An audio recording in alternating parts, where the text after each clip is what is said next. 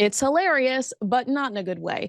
What Prince Harry's friends are saying about Netflix's Polo, plus what Goop's decline says about Meghan Markle's American Riviera orchard launch.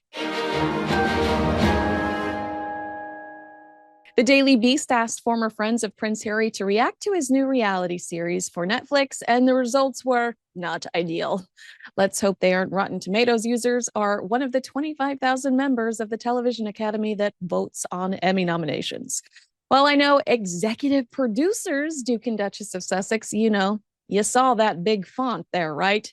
Would prefer that we use the term docu-series. That Temu Housewives knockoff ain't a docu-series. It's a last-ditch effort at saving a multi-million-dollar Netflix contract after being considered one of Netflix's worst business decisions of all time ever.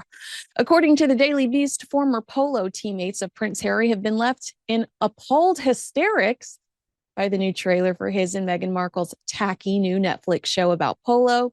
One Hollywood executive even told the Daily Beast that the couple is running out of last chances to prove they can make compelling TV that is not about themselves, warning that their futures may lie in social media influencing. Don't worry, Prince Harry, there's a can of Axe body spray with your name on it. Calling the Polo trailer cheesy, the Beast astutely notes that it has been either ignored by the press or ridiculed on social media.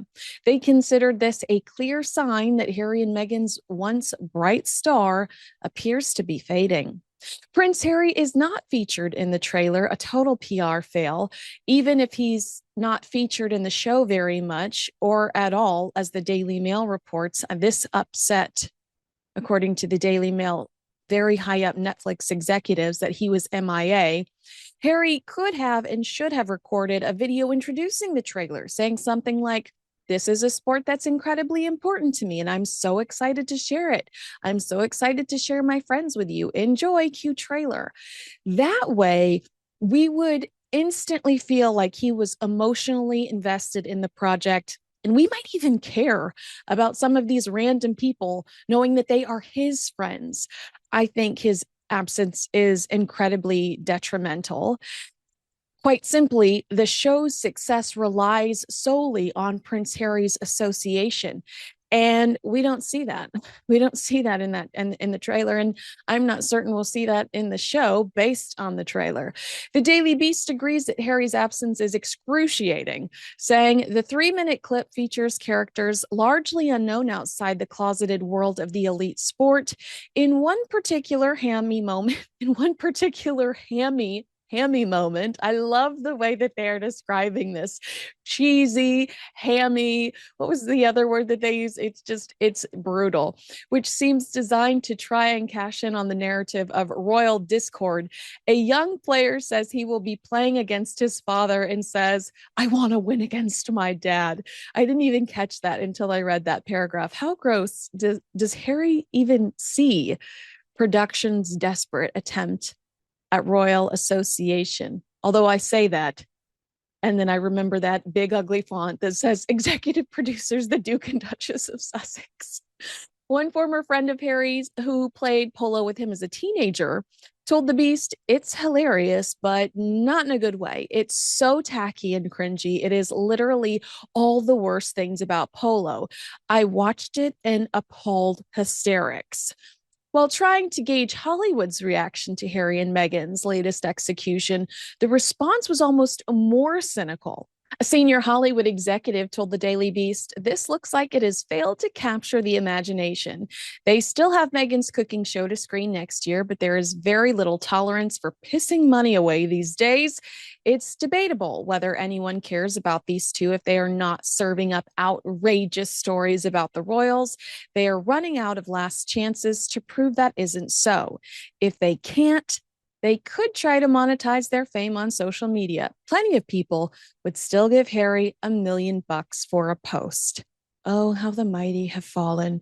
Hollywood, in my opinion, is done with Harry and Meghan. The Wrap, an American media company covering the business of entertainment and media, spoke to multiple entertainment sources who say the Sussexes have, quote, worn out their welcome in Hollywood with an iron fisted desire for control combined with a lack of experience. A revolving door of executives have departed the couple's production company in the past 2 years, while a long list of exhausted agents, producers, and other industry veterans have stamped it with a life's too short reputation. One former employee who decided to remain anonymous told the Wrap everything with them is fraught and complicated because they want complete control. There's no doubt that Harry and Meghan's original reality style series, Harry and Meghan, was a commercial success for Netflix, perhaps their one and only. But production was difficult, according to the publication. One person connected to the series told The Wrap that dealing with the former royal couple was a nightmare, as they were fiercely protective of their story. The source said Harry and Meghan made the collaborative process very hard, to the point where there was no collaboration at all. Of Meghan, an insider told them she is extremely ambitious and knows what she wants, but there have been issues with executive turnover inside Archewell. Another with knowledge of the management at Archewell agreed, saying the Sussexes have proven to be stubborn to the point of alienating others. It appears that they just want what they want and won't take advice. Meanwhile, the Polo trailer was ripped to shreds by Daily Mail columnist Liz Jones, a recovering Meghan Markle sympathizer. She writes, "What's next? His own slot on the shopping channel? How can Harry and Meghan possibly travel the globe preaching about poverty and diversity and inclusion when not one Black player can be spied? The funds required to run a polo team doubtless outstrip that of Formula One. How can they lecture us about global warming when one player admits he flies to Argentina twice a week? Yikes." Watching their hypocrisy on full display is a social experiment that I want out of. Where's the exit door? You can literally see that there is zero brand quality control and no one holding these two accountable. Will you be watching Polo? Let me know in the comments below.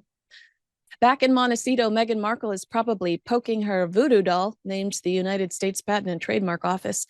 The movement towards securing the proper trademarks for American Riviera orchard has rivaled that of a snail.